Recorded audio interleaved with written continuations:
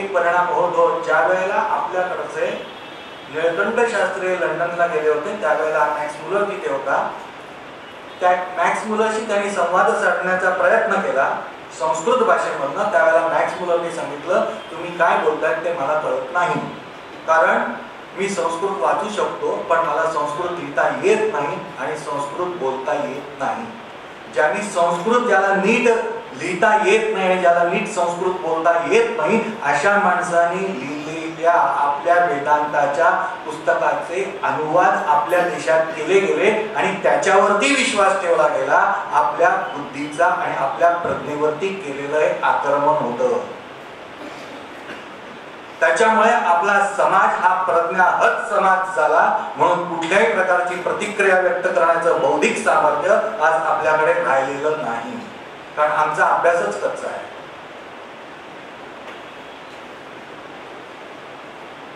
म्हणून आम्हाला अनेक गोष्टींची उत्तरच देता येत नाही.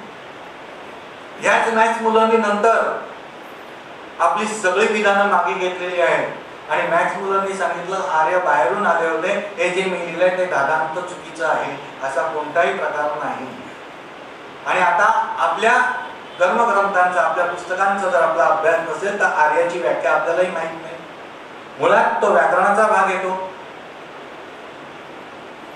आर्य हे एका जातीचं नाव नाही आहे, तर ते विशेषण आहे. कुर्मंतो विश्वम आर्यम ही जी आपली वेदांची उद्घोषणा आहे, त्याचा अर्थ मी संपूर्ण समाज, मानवी समाज हा सुसंस्कृत आणि सुविद्य करीन म्हणजे आर्य करीन. आर्यपुत्र याचा अर्थ काय होतो? सुसंस्कृत सुविद्या असलेल्या मुला. पण आम्हाला माहितीच नसतं. मग आर्य बाहेरून आले, कसे बाहेरून येतील? ती जात आहे का? ते विशेषण आहे. पण आम्हाला जात, विशेष नाम, विशेषण काही गंध नाही हो, कारण आम्हाला विचार करण्याची शक्तीच आमची गुंतून टाकलेली आहे. आज जर या सगळा जो काही आपल्याला दिसतोय प्रकार, त्याच्यामध्ये आज आमचं वाचन कमी आहे. आमची वैचारिक शक्ती, आमची बौद्धिक शक्ती कुठेतरी कमी झालेली आहे. ते बाळकडू आम्हाला ज्या प्रमाणात मिळायला पाहिजे होतं, त्या प्रमाणामध्ये मिळालं नाही. हे दुर्दैवाने सांगावं असं वाटतं. दुसरा आणखीन एक महत्वाचा भाग आहे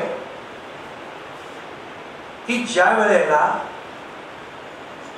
एखाद्या गोष्टीच्या संदर्भात विवाद निर्माण झालेला असतो, मनात शंका निर्माण झालेल्या असतात, त्यावेळेला त्या शंकांचं निरसन करून घेण्याचा आणि त्याच्यासाठी चर्चा करण्याचा सगळ्यांना अधिकार आहे. पण ती चर्चा असली पाहिजे. नाही तर आम्ही तुम्हाला सर्व प्रकारचे पुरावे देणार आणि सांगणार तुम्ही की आम्हाला हे मान्यच नाही. मग तिथे संवाद होईल का वाद होईल? आम्हाला संवाद हवा आहे. आणि संवाद म्हणजे नेमकं काय? मी जर चुकत नसेल तर मनाच्या श्लोकाचे 108 पासून 114 पर्यंतचे श्लोक वाचा, म्हणजे संवाद काय तो कळेल. संवाद हा हितकारी असला पाहिजे असं रामदास स्वामींनी सांगितलेलं आहे. पण आम्ही रामदास स्वामींनाच मानणार नसलो तर करायचं काय? चांगल्या गोष्टी आम्ही स्वीकारायच्या आहेत की स्वीकारायच्या नाही आहेत? आज आणखीन एक प्रश्न निर्माण होतो की आज जे खलपुरुष आहेत त्यांना नायक बनवण्याचा प्रयत्न चाललेला आहे. कधी कधी व्हॉट्सअपवरून काहीतरी असं थापकन येऊन पडतं, उत्तर द्यायची इच्छा होत नाही, कारण तो तेवढ्या वेळापुरताच तो विषय असतो. बाकीचे लोक सगळं विसरून जातात. हा समोर बसून शिकवण्याचा विषय आहे. जाता जाता कुठल्या तरी ठेल्यावरती 4 भजी तोंडात टाकले आणि गेलं असा हा विषय नाही. म्हणून व्हॉट्सअपवरती तो चर्चेचा असू शकत नाही. काय सांगितलंय? एकाने व्हॉट्सअपवरून टाकताना असं टाकलं की रावण हा खूप चांगला होता, त्यांनी सीतामाईंना अपहरण केलं असेल पण त्यांना कोणत्याही प्रकारचा स्पर्श करून त्यांचा उपभोग घेतलेला नाही, त्यामुळे तो खूप चांगला होता. असं जर असेल तर मग माझ्यासारख्या एका सामान्य माणसाच्या मनामध्ये सहज प्रश्न येतो की बाबा, उद्या तुझ्या पत्नीला कोणी असं अपहरण केलं, तिला हात लावला नाही, तर तू त्याचा सत्कार करणार का? नाही ना. मग आम्ही कोणाचं कौतुक करतोय? जे चुकीचं आहे. अभिलाषा मनामध्ये होती म्हणूनच, आणि पुढचा इतिहास माहित नाही, पुढचं रामायण माहित नाही. कारण त्याला ब्रह्मदेवानी शाप दिला होता की इथून पुढे जर तू कधी कुठल्या परस्त्रीशी जर संपर्कात आला तर तुझ्या मस्तकाची 100 शकलं होतील. हे आम्ही विसरायचं, कारण आमचा या गोष्टीवरती विश्वास नाही, तो तुमचा दोष, आमचा नाही, असं म्हणावं लागतं. सगळ्या बाकड कथा आहे असं सांगायचं. पायथागोरसचा सिद्धांत कोणी लिहिला? पायथागोरसने लिहिला. पण आम्हाला हे माहित नसतं की पायथागोरसच्या आधी 200 वर्ष बोधायन नावाच्या आपल्या ऋषींनी हा सिद्धांत मांडला होता. सांगायचं नाही. परत तेच की आमची प्रज्ञा मारली गेली, तुमच्याकडे काही नाही. इंडियन या शब्दाचा ऑक्सफर्ड डिक्शनरी मध्ये काय अर्थ दिलेला आहे? अत्यंत मागास, अपराधी वर्तन करणारे किंवा मानसिकता असणारा समाज म्हणजे इंडिया आणि इंडिया आहे. आणि आज आम्ही अभिमानाने लिहितो, मला हेही कळत. आणि सगळ्यात महत्वाचा भाग संस्कारांना आहे, ते संस्कारात आम्ही पाळलेले नाही. हा एवढा मुद्दा मांडतो आणि मी माझ्या वाणीला विराम देतो. आपण सगळे शाळेमध्ये गेलेले आहोत, पाठ्यपुस्तक आपण पाहिलेली आहे. त्या पाठ्यपुस्तकामध्ये एक वाक्य आहे,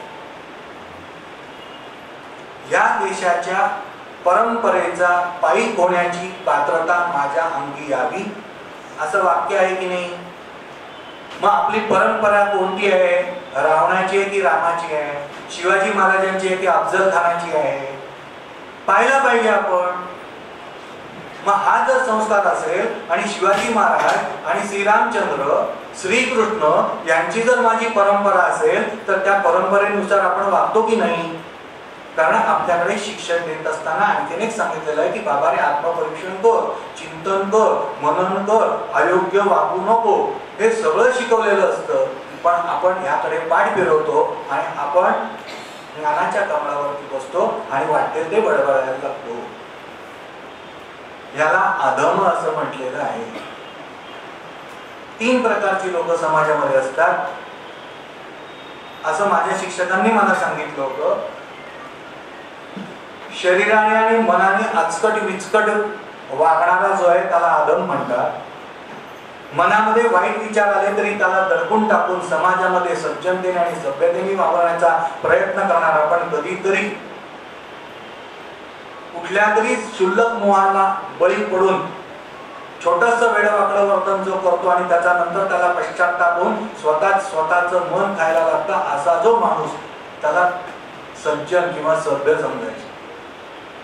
आणि मनात सुद्धा ज्याच्या कोणत्याही प्रकारे वाईट विचार अजिबात येत नाही, वर्तन तर दूरच राहिलं, अशाला माणसाला सत्पुरुष समजायचं असतं.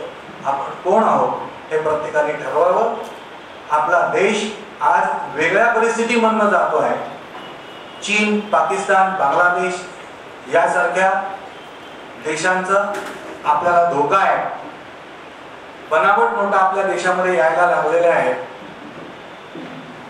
हे सगळं वातावरण बिघडत असताना आपल्या समाजातलं, जाती धर्मातलं आणि जाती जातींमध्ये फूट पाडणारं जर राजकारण कोण करत असेल तर त्याला उत्तर देण्यासाठी बौद्धिक क्षमता, वैचारिक क्षमता आपल्यामध्ये जर आली पाहिजे. कारण ही शेवटी विचारांची लढाई आहे असं ते म्हणतात, पण ते विचार मान्य करत नाही, हेही तितकंच खरं आहे. पण अशा परिस्थितीत आपल्याला जर देश वाचवायचा असेल तर या देश वाचवण्यासाठी आपल्याला कुठेतरी या सर्व गोष्टींचा विचार करावा लागेल. आपली प्रज्ञा शाबूत ठेवावी लागेल आणि त्या प्रज्ञेच्या माध्यमातूनच आपल्याला येणाऱ्या या संकटाशी सामना करावा लागणार आहे. त्यासाठी सर्वांना बळ प्राप्त हो, ईश्वरचरणी प्रार्थना करतो आणि माझ्या वाणीला विराम देतो. वंदे मातरम्.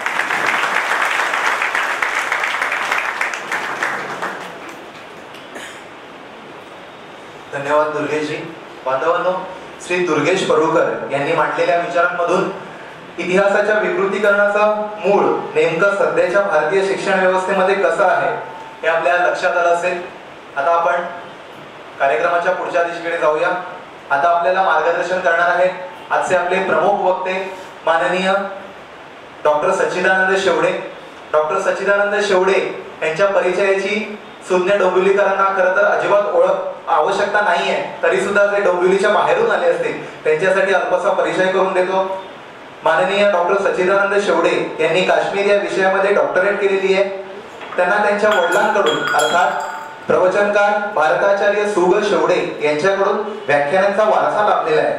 वयाच्या 21व्या वर्षापासून त्यांनी प्रवचनांना आणि व्याख्यानांना सुरुवात केलेली असून 33हून अधिक वर्ष त्यांनी देश विदेशात 3000पेक्षा जास्त व्याख्यान आणि प्रवचनं केलेली आहेत.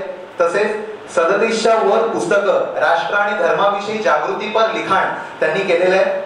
अत्यंत प्रखर बुद्धी, भाषा प्रभुत्व आणि मनापासून राष्ट्र धर्मावर प्रेम यामुळे त्यांचं व्याख्यान तासन तास ऐकत राहावं असं वाटतं. नुकताच उत्तुंग परिवार ट्रस्ट पार्ले यांच्या वतीने त्यांना स्वातंत्र्यवीर सावरकर उत्तुंग पुरस्कार देण्याचं जाहीर करण्यात आलेलं आहे. अशा माननीय शेवडे गुरुजींना मी विनंती करतो की त्यांनी आजच्या जो कार्यक्रमाचा मुख्य उद्देश आहे विद्वेषी विचारांचं खंडन हे त्यांनी आपल्या मार्गदर्शनातून आम्हाला सगळ्यांना सांगावं.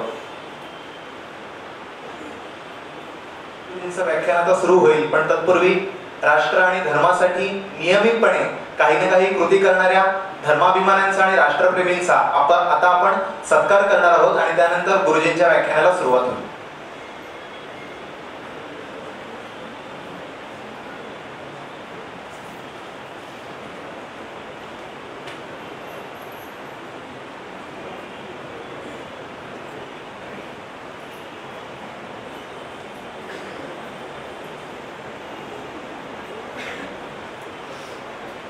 या पूर्ण कार्यक्रमाला तसंच आजपर्यंत आम्ही जेही काही कार्य करतो त्याकरता बऱ्याच मित्रांनी निस्वार्थीपणे आम्हाला मदत केली आहे.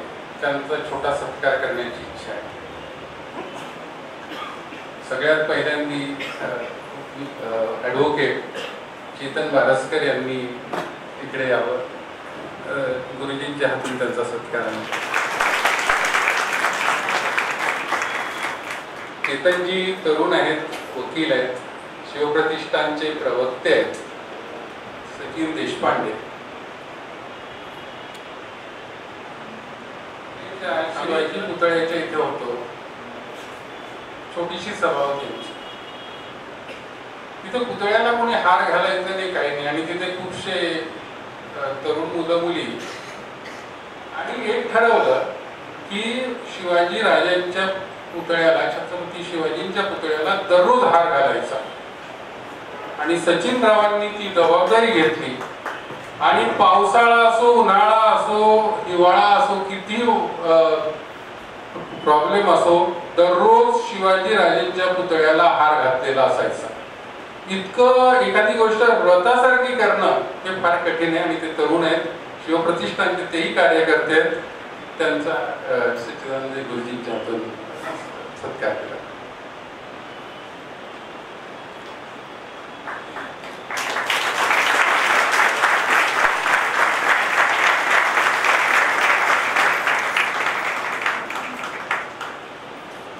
सौरभ संज्ञा, सौरभ कुठे?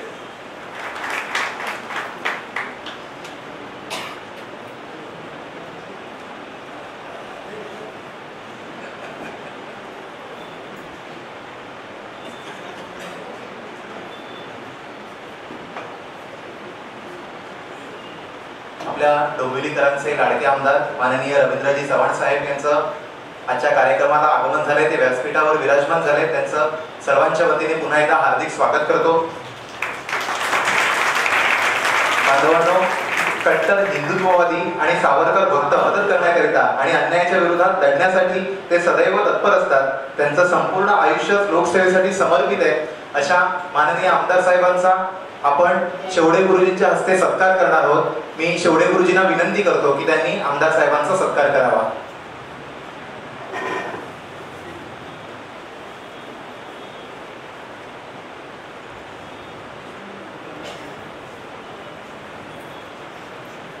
सत्काराचा मूळ कार्य आमदारांनी खासदारांनी मार्गी लावलं, त्याविषयी समस्त हिंदूंच्या वतीने आपण आज त्यांचा सत्कार करतो.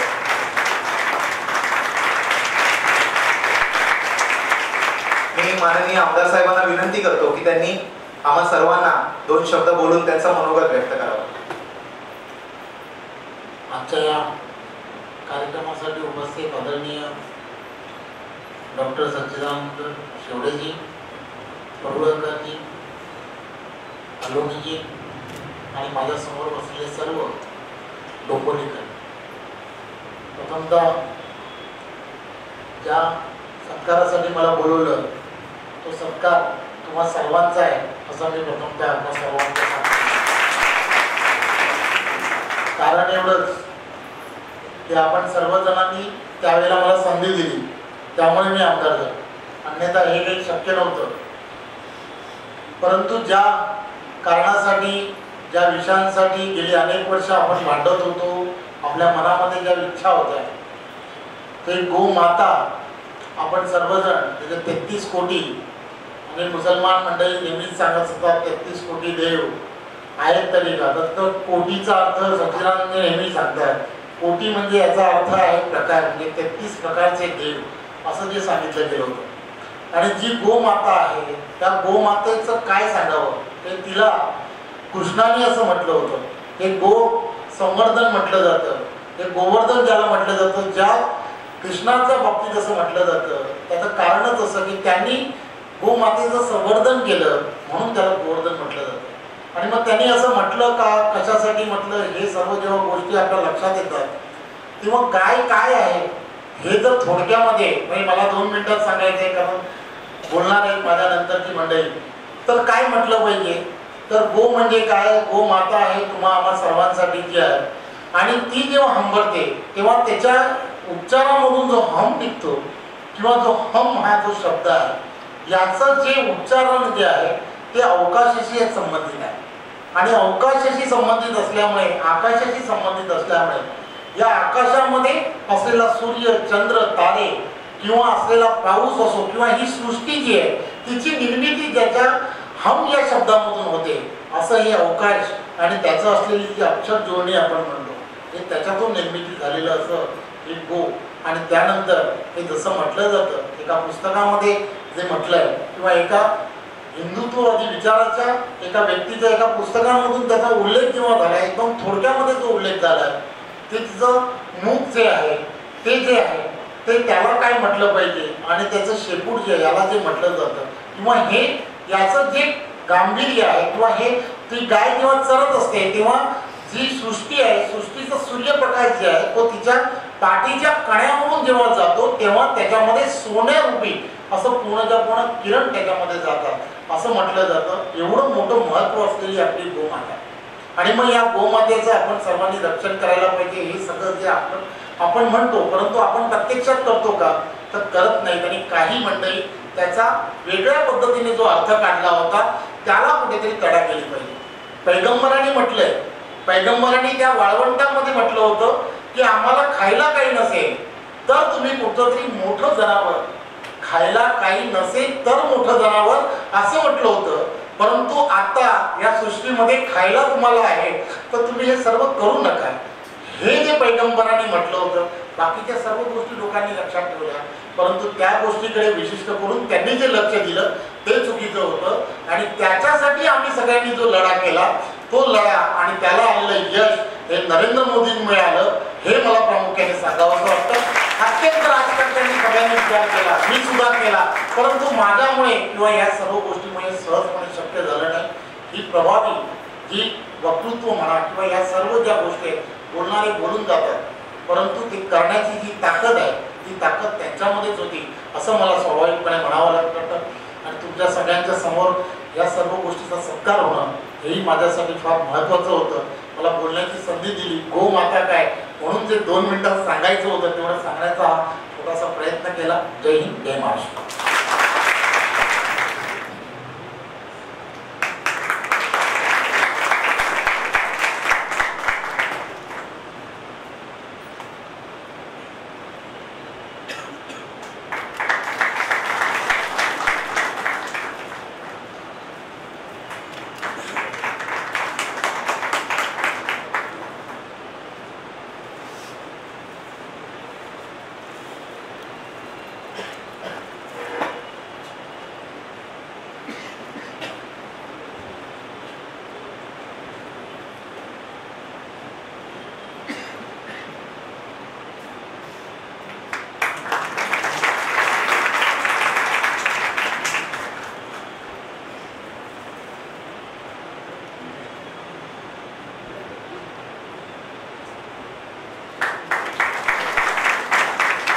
तर भारतीय जनता पक्षाचे माननीय श्री कांबळे आणि राहुल दामले यांना विनंती करतो की त्यांनी कृपया व्यासपीठावर यावं.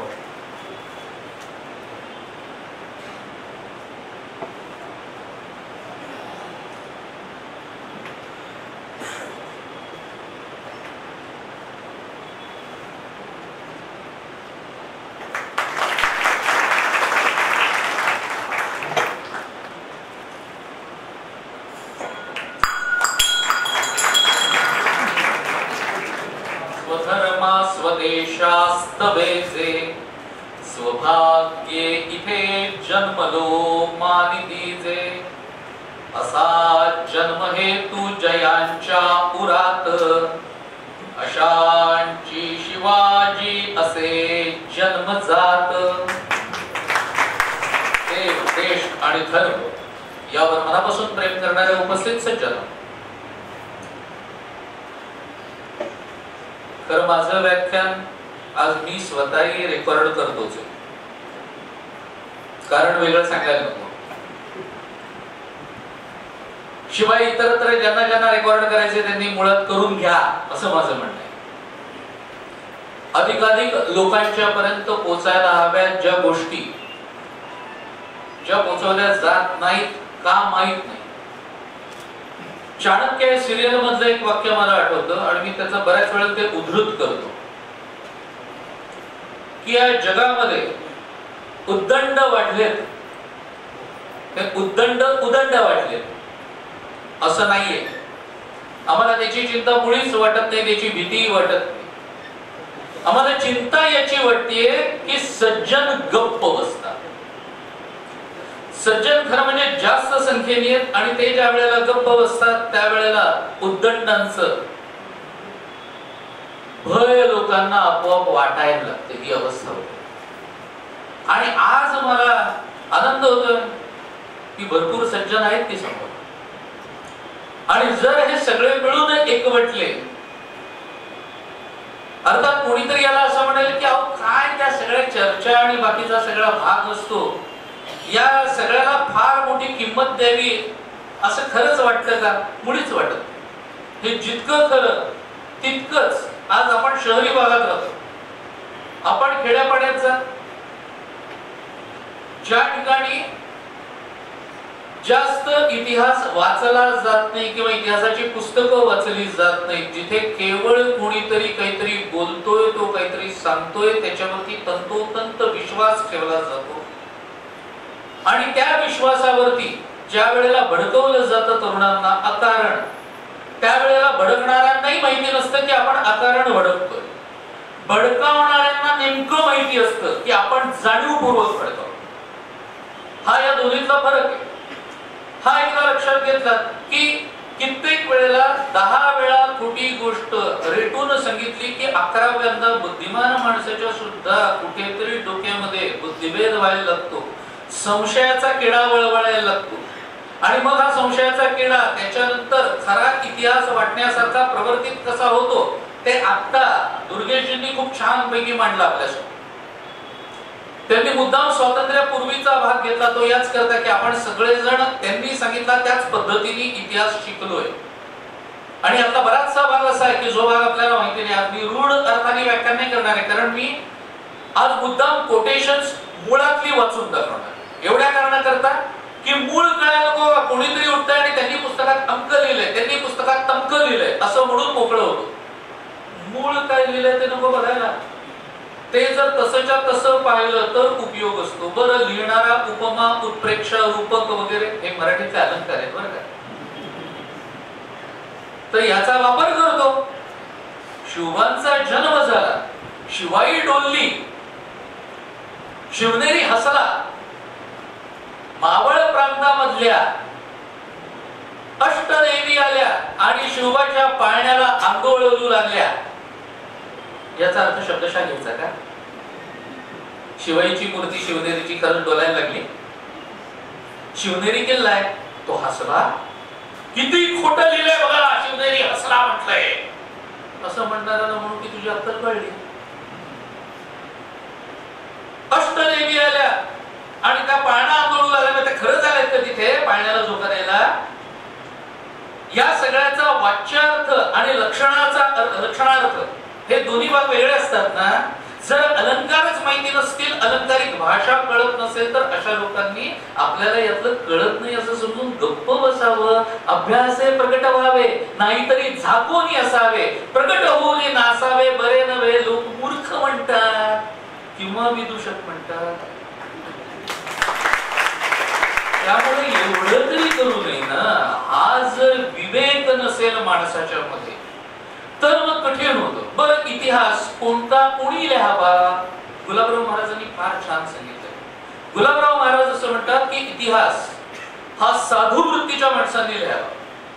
साधू याचा अर्थ सज्जन असाय बरं का. कपडे बदलून अरण्यात बसलेल्यांना साधू म्हणत नाही. साधू या शब्दाचा शब्दशः अर्थ सज्जन असा आहे. त्यामुळे सज्जन माणसांनी लिहावं. दुसरं ते असं सांगतात की ज्याच्यामध्ये स्वोत्कर्ष बुद्धी असेल अशा माणसांनी इतिहास लिहावा. शब्द फार अवघड नाहीये. स्वोत्कर्ष, स्व उत्कर्ष, आपला उत्कर्ष व्हावा असं वाटत असेल त्यांनी संपूर्ण समाजाच्या उत्कर्षाकरता म्हणून इतिहास लिहावा. ब्रिटनवरती 1100 वर्ष ग्रीकांनी राज्य केलेले. ब्रिटनमध्ये शाळांमधून तो इतिहास शिकवला जात नाही. मी जेव्हा लंडन मध्ये होतो तेव्हा तिथे विचारलं तेव्हा इतिहास का नाही शिकवत, काय हरकत आहे शिकवायला.